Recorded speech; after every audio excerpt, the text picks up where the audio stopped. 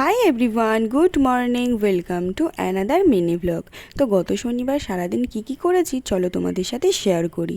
তো প্রতিদিন তো ঘুম থেকে উঠে আমার প্রথম কাজ থাকে আমার বিছানাটাকে ক্লিন করা।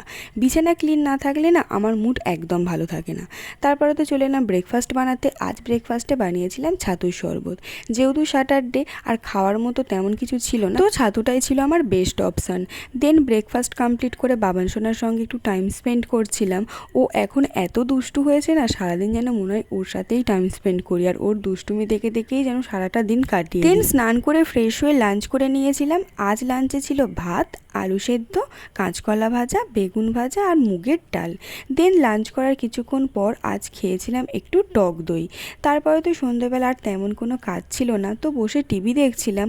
দেন ডিনার করে নিয়েছিলাম। আজ ডিনারে মা বানিয়েছিল কচুরি আর সাদা আলুর তরকারি। তো আজ ভিডিওটি এই পর্যন্ত। বাই বাই সবাইকে।